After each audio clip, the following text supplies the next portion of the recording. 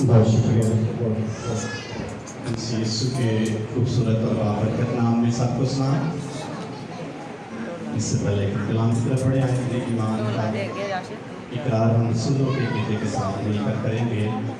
میں ایمان رکھتا ہوں خدا کا مطلق باپ، جس نے آسمان اور زمین کو پیدا کیا، اور اس کے اکلوتے بیٹے ہمارے خدا یسوع مسیح کا، جو روح اس کی قدرت سے پیٹ میں پڑا، ہماری مریم سے پیدا ہوا، پینتوس پلاطس کی حکومت میں دکھ اٹھایا، مصلوب ہوا، مر گیا اور دفن ہوا، عالم ارواح میں اتر گیا، تیسرے دن مردوں میں سے جی اٹھا، آسمان پر چڑھ گیا اور خدا قادر مطلق کی دہنی طرف بیٹھا ہے، جہاں سے وہ زندوں اور مردوں کی عدالت کرنے کو آیا۔ میں ایمان رکھتا ہوں روح القدس پر، پاک کلیسیا پر، مقدسوں کی حفاظت، گناہوں کی معافی، جسم کے جینے اور ہمیشہ کی زندگی پر، آمین۔ مکاشفہ کی خواب میں سے ہم دیکھیں گے آج صبح اپنی تربیت اور برکت کے لیے، اور پہلی آیت سے ہم تلاوت کریں کلام پاک میں سے۔ کلام مقدس میں لکھا ہے، اور سردیس کی کلیسیا کے فرشتے کو یہ لکھ کہ جس کے پاس خدا کی 7 روحیں ہیں اور 7 ستارے ہیں، وہ یہ فرماتا ہے کہ میں تیرے کاموں کو جانتا ہوں کہ تو زندہ کہلاتا ہے اور ہے مردہ، جاگتا رہے اور ان چیزوں کو جو باقی ہیں اور جو مٹنے کو تھی مضبوط کر، کیونکہ میں نے تیرے کسی کام کو اپنے خدا کے نزدیک پورا نہیں پایا۔ بس یاد کر کے تو نے کس طرح تعلیم پائی اور سنی تھی، اور اس پر قائم رہے، اور تو جاگتا نہ رہے گا اور تجھے ہرگز معلوم نہ ہوگا کہ کس وقت تجھ پر آ پڑا۔ البتہ سردیس میں تیرے ہاں تھوڑے سے ایسے شخص ہیں جنہوں نے اپنی پوشاک آلودہ نہیں، وہ سفید پوشاک پہنے میرے ساتھ سیر کریں گے، کیونکہ وہ اس لائق ہیں جو آپ غالب آئے اسے اس طرح کی سفید پوشاک پہنائی جائے، اور میں اس کا نام کتاب حیات سے ہرگز نہ کاٹوں گا، بلکہ اپنے باپ اور اس کے فرشتوں کے سامنے اس کے نام کا اقرار کروں گا۔ جس کے کان ہوں وہ سنے کرو کلیسیاؤں سے کیا فرماتا ہے۔ کلام مقدس کا پڑھا اور سنا گیا ہم سب کے باعث برکت ہو، آمین۔ شکریہ، تشریف رکھیں۔ مکاشفہ کی کتاب کا جو آغاز ہے، یسوع مسیح کا تعارف کرواتے ہوئے مقدس یوحنا رسول کتاب کا آغاز کرتا ہے، اور یہ اس وقت کی بات ہے جب مقدس یوحنا رسول کو انجیل کی منادی کی وجہ سے یسوع مسیح کی تعلیم دوسروں تک پہنچانے کی وجہ سے قید میں ڈال دیا گیا، اور ایسی قید میں جہاں بڑا اندھیرا تھا، کہہ سکتے ہیں جو ہماری زبان کا محاورہ ہے کالے پانی، اور وہ ایک اندھیر جزیرہ تھا جہاں مقدس یوحنا کو رکھا کیونکہ وہ خدا کے کلام کی منادی کرے، لوگوں کو یسوع مسیح کی تعلیم دیتا تھا، اور پھر آگے چل کے کلیسیاؤں کو خدا الرٹ کرتا ہے، اور کلیسیاؤں کو خدا کہتا ہے کہ تم کس حالت میں۔ 7 کلیسیاؤں کا ذکر ہے کلیسیا ایک ہی یسوع مسیح کی، لیکن مختلف جگہوں پر جو گروہ تھے، جو جماعتیں تھیں، جیسے یہ ہم کہتے ہیں اسمبلی آف گاڈ چرچ کی کلیسیا، کوئی چرچ آف گاڈ کی کلیسیا ہے، کوئی فلادلفیا کلیسیا ہے، ساری ایک ہی کلیسیا ہی، لیکن یہ جماعتیں ہیں، گروہ بنے ہیں جو ایک ہی خداوند کی پرستش کرتے ہیں۔ اس 7 کلیسیاؤں کے نام پر لکھتے ہوئے یسوع مسیح نے خود ان کو الرٹ کیا ہے، الایا ہے اور جھنجھوڑا ہے تم کہاں ہو اور تمہیں کہاں ہونا چاہیے. اور چرچ سے خدا مخاطب، کسی ایک شخص سے نہیں، چرچ سے خدا کلیسیا سے مخاطب ہے. اور کلیسیا کی حالت خدا ان پر ظاہر کر رہا ہے کہ تم کیا کر رہے ہو. افسس کی کلیسیا خدا کہتا ہے جو مین پوائنٹ ہے، تم نے پہلی سی محبت چھوڑ دی. اس کا مطلب پہلے بڑے طریقے سے خدا کے ساتھ افسس کے ایماندار چلتے تھے. تھوڑی دیر بعد حالات کی وجہ سے یا ان کی اپنی زندگی کو چینج آیا، انہوں نے اپنی زندگی کو دنیا داری میں گزارنا شروع کر دیا. اور خدا دیکھ رہا ہوتا ہے میرے لوگ کیا کر رہے ہیں، کیسے. پھر دوسری کلیسیا سمرنا کلیسیا، وہ جو ان کو جو مین پوائنٹ دیا گیا، ان کو کہا گیا جان دین تک وفادار رہے تو زندگی کا تاج ہو. اس کی مختلف کلیسیاؤں خدا مخاطب ہوتے ہوئے کلام کرتا ہے، جس کا مطلب اکیلے شخص سے کلام نہیں کر رہا، خدا کلیسیا سے کلام کر رہا. اور کلیسیا کا مطلب ہے ایک جگہ پہ اکٹھی جماعت جو یسوع مسیح کی حمد و ستائش کے لیے، خدا کی عبادت کے لیے دنیا میں سے الگ کیے گئے گروہ کا نام کلیسیا ہے. کلا بندہ کلیسیا نہیں ہوتا. اور خدا سارے گروہ سے، ساری جماعت سے، ساری کلیسیا سے مخاطب ہوتے ہوئے کہہ رہا ہے تم کیسی زندگی گزار رہے ہو. اس لیے ایماندار ہونے کے ناطے ہمیں اپنی زندگی پر بھی غور کرنے کی ضرورت ہے، کیسی زندگی ہم گزار رہے ہیں. مکاشفہ کتاب ہے، یہ بائبل مقدس کی آخری کتاب ہے جس میں آنے والے وقت کے بارے میں، مستقبل کے بارے میں، ایماندار شخص کہاں ہوگا، ایماندار شخص کی بلیسنگ کیا ہوگی، ایماندار شخص کی خدا کی نگاہ میں عزت کیا ہوگی، ایماندار شخص خدا کی نگاہ میں کیسا باعزت شخص ہو سکتا ہے. دنیا دار شخص کی بات نہیں کر رہے، کلیسیا کی بات کر رہے. اس لیے ہر ایک کلیسیا کو اس کے ریوارڈ کے بارے میں، اجر کے بارے میں، برکت کے بارے میں، اس کی جگہ کے بارے میں آخر میں بتایا گیا ہے. اور اس کو کہا گیا قائم اپنے کر تاکہ تو یہ اجر پا سکے. دیکھیں گے کون کون سا اجر کس کس کلیسیا کو ملتا ہے یا ملا ہے. جو افسس کلیسیا ہے اس کے لیے یہ کہا گیا، 7ویں آیت میں لکھا ہے جس کے کان وہ سنے کہ روح کلیسیاں سے کیا فرماتا ہے، جو غالب آئے میں اسے اس زندگی کے درخت میں سے جو خدا کے فردوس میں ہے کھانے کو کیا دوں گا. کہاں سے پھل ملے گا؟ جو خدا کے فردوس میں ہے اور زندگی کا درخت ہے، اس میں سے ایسا ایماندار جو غالب آئے گا حالات پہ، دنیا پہ اس کو خوبصورت پھل دیا جائے گا. یہ وعدہ ہے افسس کی کلیسیا کے ساتھ. اگر سمرنا کلیسیا کو دیکھیں تو ان کے لیے لکھا ہوا ہے 11ویں آیت، جس کے کان وہ سنے گروہ کلیسیاؤں سے کیا فرماتا ہے، جو غالب آئے گا اس کو دوسری موت سے نقصان نہیں پہنچے. اس کا مطلب ایک موت جسمانی ہے، ایک دوسری موت ہے جب دوسری موت کا کوئی شخص شکار ہوگا، اس کے لیے ہمیشہ کی زندگی ختم ہو جائے. نمبر 3 تیسری کلیسیا کے بارے میں پرمن کی کلیسیا ہے اور اس کی 18ویں آیت میں لکھا ہے اس بات کی، جس کے کان وہ سنے گروہ کلیسیاں سے کیا فرماتے، جو غالب آئے میں اسے پوشیدہ من میں سے دوں گا اور ایک سفید پتھر دوں گا، اس پتھر پر ایک نیا نام لکھا ہوا ہوگا جسے اس کے پانے والے کے سوا کوئی نہ جانے. ایک سیکرٹ کوڈ ایماندار شخص کو دیا جائے گا اور میں کہوں گا یہ بادشاہی میں داخل ہونے کے لیے مہر. کس پر مہر لگے گی؟ ایماندار شخص پر، کلیسیا.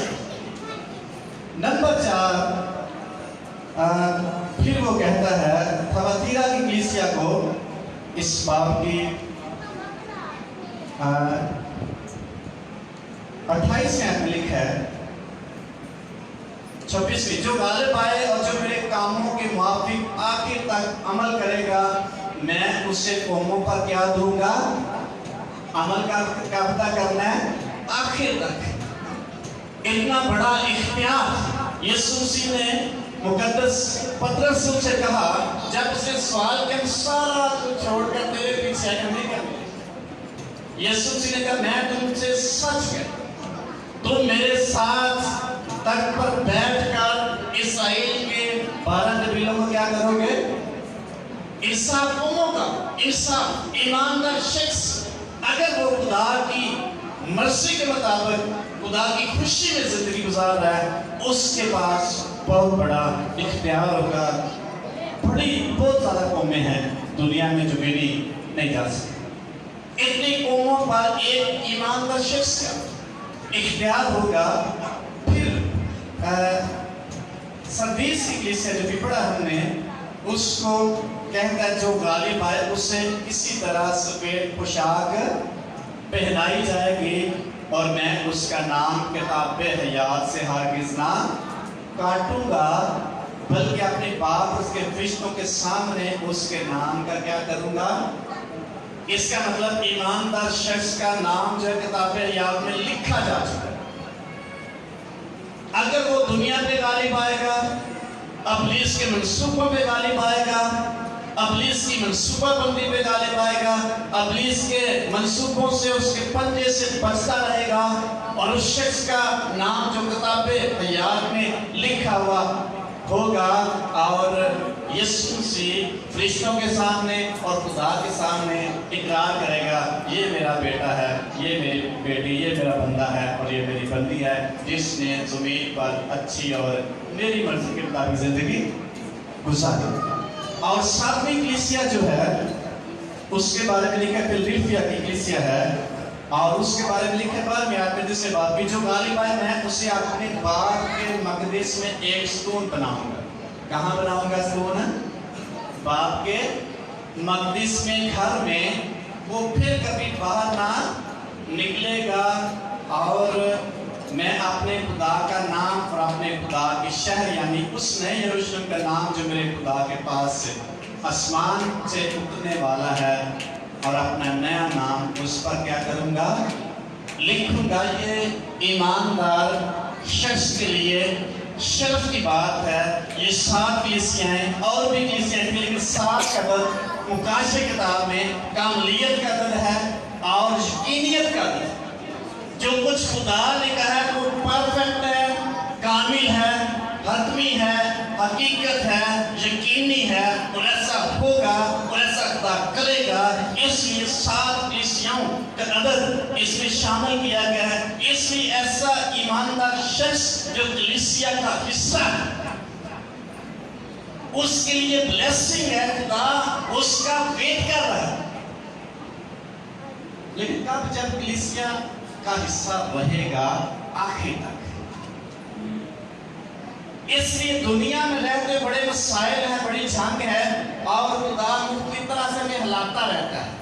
हम पीछे रह जाते, खुदा फिर हिलाते। 7 कलीसिया लिखते खुदा बड़ी मशहूर कलीसिया, बड़ी रूहानी कलीसियाएं थी। इसके बावजूद इनकी जिंदगी में खुदा की मोहब्बत कम होती गई, और खुदा फिर उनको याद करवाता है, मैंने तुम्हारा नाम किताब याद में लिखा हुआ है, मैंने तुम्हारा नाम तुम्हें एक स्तून के तौर पर अपने घर में रखा हुआ है, तुम मेरी तरफ आ जाओ और मेरी मोहब्बत में खो जाओ। इसलिए 7 कलीसियाओं को खत लिखते हुए ईमानदार शख्स के लिए इनाम का, अजर का, बरकत का ऐलान करता है। ये किसी भी कौम के लिए नहीं है, ये कलीसिया के लिए। अक्सर कभी आने कल ऐसी कहानी तो आ कर ले कला ईमानदार नहीं हो सकता, कलीसिया नहीं हो सकता। कलीसिया जमात का नाम है, ऐसी जमात जो खुदावंद यीशु मसीह की परस्तिश के लिए, इबादत के लिए, उसकी बुजुर्गी के लिए, उसके नाम की बढ़ाई के लिए, उसको धन्यवाद करने के लिए, उसकी हमदोसना करने के लिए किसी जगह पे इकट्ठी होती है। ऐसे ग्रुप को, ऐसी जमात को कलीसिया का नाम दिया।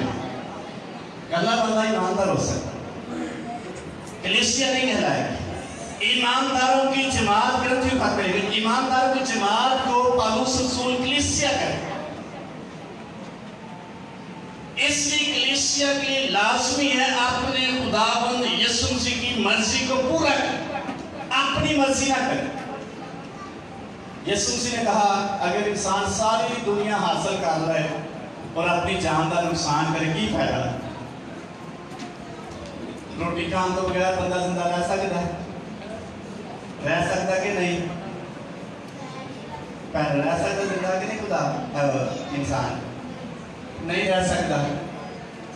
کلام مقدس خدا کی آواز، خدا کا کلام، یہ روحانی غذا ہے۔ اگر یہ نہ کھائی جائے تو کیا روحانی طور پر انسان زندہ رہ سکے گا؟ نہیں رہے گا، کمزور ہوتا چلا جائے گا، خدا کی محبت سے وہ خالی ہوتا چلا جائے گا، خدا کی فرما برداری سے وہ خالی ہوتا چلا جائے گا، خدا سے دور ہوتا چلا جائے گا۔ اس کے بعد اس کی زندگی میں پورے نہیں ہوں گے، اس کا یقین خدا کے وعدوں سے ہٹتا چلا جائے گا، اس کا یقین خدا کی نجات سے ہٹتا چلا جائے گا، اس کا ایمان یسوع مسیح پر جو ہے کمزور ہوتا چلا جائے گا اور اس کو نجات کا بھی یقین نہیں ہوگا۔ جتنا کوئی شخص روحانی طور پر خوراک لے کر مضبوط ہوتا چلا جائے گا، اتنا ہی وہ شخص مضبوط ہوتا چلا جائے گا اور توانا ہوتا چلا جائے گا اور زندہ نظر آئے گا، ورنہ وہ مردہ ہے۔ یسوع مسیح نے کہا تم چلتی پھرتی کیا ہو؟ لاش، سفیدی پھری ہوئی کیا ہو؟ قبر ہو، کیونکہ تم کلام کو اپنی زندگی میں جگہ نہیں دیتے۔ کیسے ہم روحانی طور پر زندہ رہ سکتے ہیں؟ یسوع مسیح بھی ہم کلام ہوتے کے لیے سے یہی کہہ رہے ہیں۔ نمبر 1، آپ کی رفاقت کلیسیا میں ہونی چاہیے۔ اگر رفاقت نہیں ہوگی ہم کمزور ہوتے چلے جائیں۔ جو بھی شخص کم رفاقت رکھتا ہے وہ شخص روحانی طور پر کمزور ہوتا چلا جاتا ہے۔ جسمانی طور پر تو بے شک وہ موٹا ہے، صحت مند ہے، لیکن روحانی طور پر وہ شخص مضبوطی کی بجائے کمزوری کی طرف جانا شروع ہو جائے گا۔ کیسے پتہ چلے گا؟ خدا کے وعدوں پر اس کا یقین کم ہونا شروع ہو جائے گا، خدا کے ساتھ فیلوشپ اس کی کم ہوتی چلی جائے گی، کمزور ہوتا چلا جائے گا وہ شخص۔ بائبل مقدس اس میں پڑھنا بڑا مشکل ہو، دعا کرنا اس میں بڑی مشکل ہو جائے گا، خدا کی فرما برداری کرنا اس میں بڑا مشکل ہو جائے گا، خدا کی تابع فرمانی کرنا بڑا مشکل ہو جائے گا، اور وہ شخص آہستہ آہستہ کمزور ہوتا چلا جائے گا اور دنیا داری کے خیالات اور دنیا داری کی فکریں اس کی زندگی میں قیدی ہوتی چلی جائیں گی اور وہ شخص جسمانی طور پر ہو سکتا ہے مضبوط ہوتا چلا جائے لیکن روحانی طور پر کمزور ہوتا چلا جائے۔ اس سے فیلوشپ، رفاقت، کلیسیائی رفاقت ایماندار شخص کے لیے انتہائی ضروری ہے، جو آج کل بہت کم لوگ ہیں۔ صبح کو مجھے بتا رہا تھا ایک جگہ پہ چرچ ہے اور وہ 85 سال، ترکی میں ایک چرچ ہے، 85 سال سے اس کا کیس چل رہا تھا اور وہ کیس مسلم جیت گئے ہیں اور انہوں نے مسجد بنا دی ہے۔ چرچ کیوں بنی ہے مسجد؟ کلیسیا اگر موجود ہوتی مسجد بن سکتی تھی؟ خدا کے لوگوں کی موجودگی ابلیس پر غالب آنے کے لیے بہت بڑا ہتھیار ہے۔ ابھی وہاں مسجد ہے، چرچ کی جگہ جہاں خدا کی حضوریت۔ کیسے ایماندار شخص چرچ میں آ کر مضبوط ہوتا ہے؟ چرچ میں خدا کی خصوصی طور پر حضوری ہوتی ہے۔ خدا ہر جگہ موجود ہے کہ نہیں؟ ہر جگہ موجود ہے۔ خدا موجود ہے ہر جگہ کہ نہیں؟ ہاں جی، ہر جگہ موجود ہے خدا، یہ نہیں کہہ سکتے چرچ میں موجود، لیکن خدا کی حضوری، روح القدس کی موجودگی، روح القدس کی جنبش، خدا کی بلیسنگ کو ریلیز کرنے کا جو جگہ ہے وہ چرچ بلڈنگ ہے، وہ چرچ کی جگہ ہے جہاں ایماندار اکٹھے ہوتے ہیں۔ خدا ہر جگہ اس کی حضوری ہر جگہ موجود نہیں. اسی ایماندار شخص کو چرچ میں آنے کی ضرورت ہے.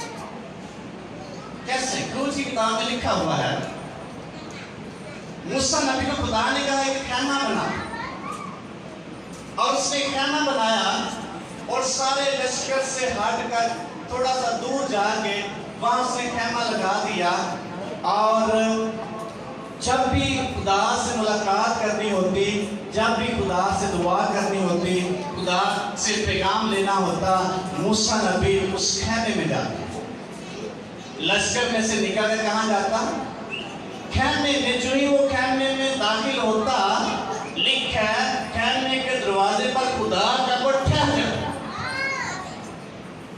اس کا مطلب جو خیمہ تھا، جو خدا کی حضوری کے لیے ایک خیمہ یا گھر بنایا گیا تھا، اس کو مخصوص کیا گیا تھا خدا کی حضوری وہاں خصوصی طور پر ٹھہر جاتا. لشکر میں نہیں، لشکرگاہ میں نہیں، خیمہ اجتماع میں خدا کی حضوری ٹھہرے. باہر لشکر میں خدا کی حضوری نہیں ٹھہرے گی، کلیسیا میں خدا کی حضوری ٹھہرے گی.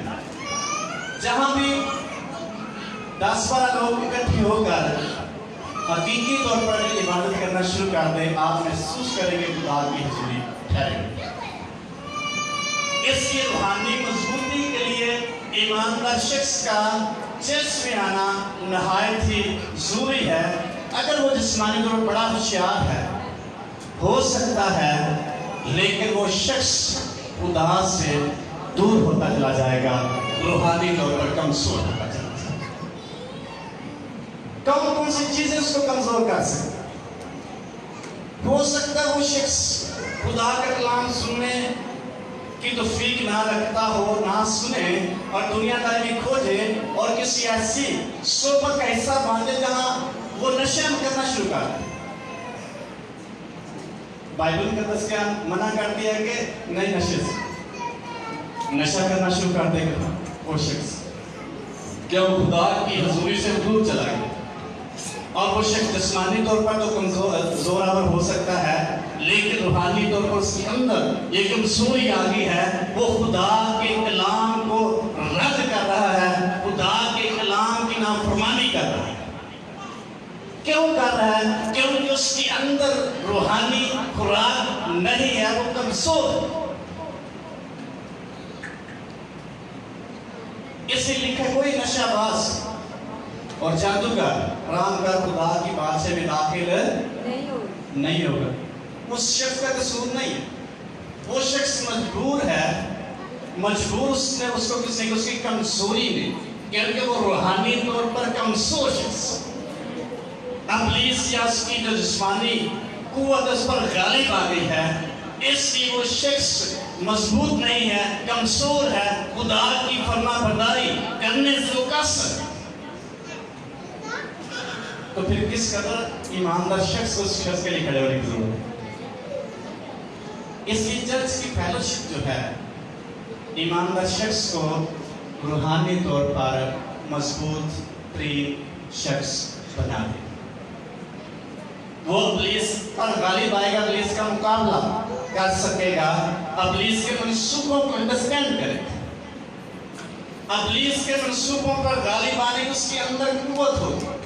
جو ہی یسوع مسیح نے شیطوں کو بھیجا اور اختیار دیا کلیسیا کو، جاؤ سامپور پیچھے کچلو اور دشمن کی ساری قدرت پر کیا آؤ، غالب آؤ. یہاں بھی لکھا ہے جو غالب آئے گا میں اسے کیا دوں گا، اس کا نام خاص جگہ پہ لکھا ہوا ہوگا، جو وہی شخص پہچان سکے، دوسرا اس کو نہیں پہچان سکے. روحانی شخص کے ماتھے میں لکھا ہوتا ہے یہ شخص روحانی، کیسے پتا چلتا؟ یسوع مسیح نے کہا درخت اپنے پھلوں سے پہچانا جاتا. اس کی دعائیہ زندگی، اس کی کلیسیا زندگی، اس کی خدا کے ساتھ کمٹمنٹ، اس کا روحانی طور پر سمجھ رکھنا، اس کے کاموں سے پتہ چلے گا یہ شخص واقعی خدا کا بندہ ہے، خدا کی بندی. کیسے غالب آ سکتے ہیں کمزوریوں پہ؟ एक गीत भी गाते हैं, दिल का मैं कमजोर तो यीशु बनो पकार यीशु से मिल रहे हैं, लेकिन कब संभालेगा यीशु? जब उसके करीब आए। उसकी फरमाबरदारी कब होगी? जब अच्छी खुराक हमारे अंदर खुदा का कलाम जाएगा, फिर उसकी फरमाबरदारी कर सकें। अगर नहीं सुनेंगे तो फिर फरमाबरदारी नहीं कर सकते। कोई और आवाज हमारे ज़हन में बैठ जाएगी। कलाम पाक में लिखा है, जब बीज बोने निकला, कुछ कहाँ गिरा? राह के किनारे। कौन चुप के ले गया? उस कलाम का असर हुआ? तब्दीली पैदा हुई? नहीं। तब्दीली कौन पैदा करेगा? खुदा की आवाज, खुदा का कलाम। खुदा का कलाम जो ये रूहानी ग़िज़ा है, खुराक है, ये किसी भी ईमानदार शख्स के अंदर तब्दीली और जोर पैदा करे। और कुछ पथरीली जमीन पर गिरा, तब्दीली पैदा हुई, फल पैदा हुआ कि नहीं?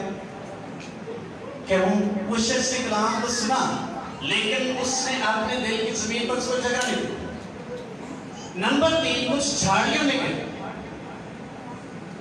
यीशु मसीह इसकी तफसीर करते हैं, झाड़ियों में गिरने से बाद वो शख्स दुनिया की फिक्रों में, तरद्दुद में पड़ जाता है और खुदा को टाइम कम देता है, खुदा की हजूरी में कम आता है। अगर बाइबल पढ़ सकता है, बाइबल कम पढ़ता है, वफादारी कम उसकी होती है और वो आहिस्ता आहिस्ता खुदा से दूर होना शुरू हो जाता है, फलदार नहीं होता।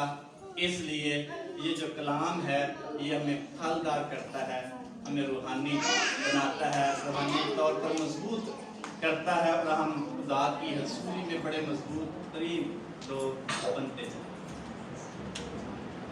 अगर नहीं सुनेंगे, नहीं इसको दिल में जगह देंगे, बेशक हम कलीसिया में हैं, रूहानी तौर पर कमजोर तरीन ईमानदार बन जाएंगे और कमजोर पर इब्लीस गालिब आता है।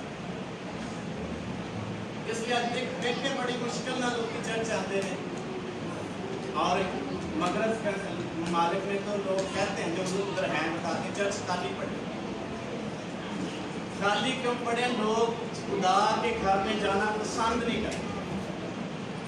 उनकी मजबूरी है। मजबूरी क्या है? उनके अंदर रूहानी कुव्वत कम है, जो उनको फोर्स नहीं करती खुदा के पास। इसलिए खुदा की हजूरी में आने से, खुदा का कलाम सुनने से खुदा की हजूरी में हम मजबूत होते चले जाते हैं। नंबर 2, प्रस्तिश जब करते हैं, अगर टीवी ला के बंदा बहरे तो प्रस्तश करेगा? कलाम ही सुनेगा, गीत भी सुन लेगा, वो प्रस्तश करेगा? करेगा कि नहीं? नहीं करेगा, सुनेगा खाली बस।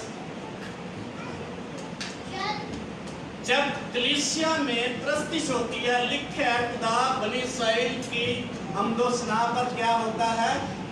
तख्त नशीन होता है, खुदा की हजूरी ठहर जाती है। उस हजूरी में से, उस मसा में से पाक की जुम्बस जो जब रिलीज होती है, ईमानदार शख्स को जोरावर बनाती जाती है।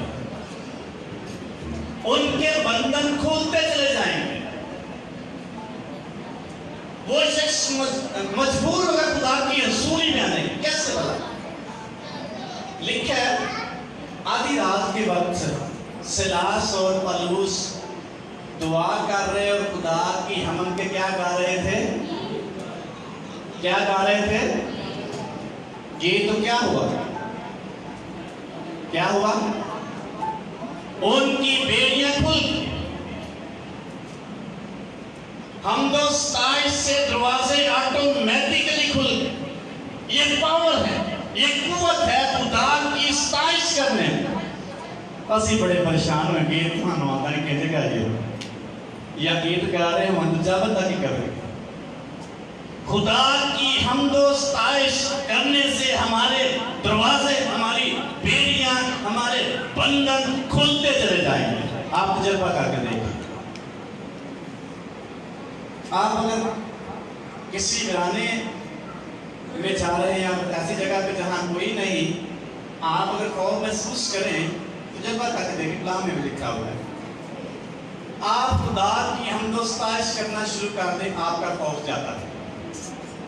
بائبل میں کیا بنیاد ہے؟ اس مقدس داؤد کہتا ہے، ہاں میرا موت کی وادی میں سے گزر ہو، میں کسی بلا سے کیونکہ تم میرے کیوں ساتھ ہے۔ وہ حمد و ستائش کرتا، حمد و ستائش کرنے سے بدروہیں بھاگتی۔ اتنی اہمیت ہے۔ جب سول کو بدروح ستاتی، بری روح ستاتی، اور اس نے پھر ہائے کیا مقدس داؤد نبی کو، اور لکھا جب اس کو بری روح ستاتی اور مقدس داؤد جب بربت اور استار بجاتا، اور جو وہ بجاتا جاتا وہ شخص سول بادشاہ ریلیز ہوتا تھا، آزاد ہوتا تھا۔ آپ ہم کو ستائش کریں گے، آپ ریلیز ہوتے ہیں۔ اس کی کلیسیا جو ہے عام نہیں، آپ کلیسیا خدا کے بلائے ہوئے لوگ، لیکن کب زوراور ہوں گے؟ جب کلام کے مطابق خدا کی غذا آپ کے اندر ہوگی، آپ مضبوط ہو جائیں گے۔ ایماندار شخص عام شخص نہیں، اس کی زندگی سے خدا بڑے بڑے معجزات ظاہر کرتا ہے، اس کے وسیلے خدا اپنی قدرت ظاہر کرتا ہے۔ اس لیے دو ہی پوائنٹ ہم اپنی زندگی میں اپنی دل کی زمین میں بوئیں گے۔ کلیسیا جو ہے زوراور ہے، لیکن کب؟ جب روحانی طور پر مضبوط ہوگی۔ روحانی طور پر کب مضبوط؟ جب روحانی خوراک لے گی۔ روحانی خوراک کیا ہے؟ خدا کا کلام جب سنے گا ایماندار شخص، ایماندار بہن، تو اپنے دل میں جب جگہ دے گا اور یہ کلام اس کو تقویت دے گا، وعدوں پر یقین کرنے کی اس کو قوت ملے گی، خدا کی وفاداری کرنے میں اس کو قوت ملے گی۔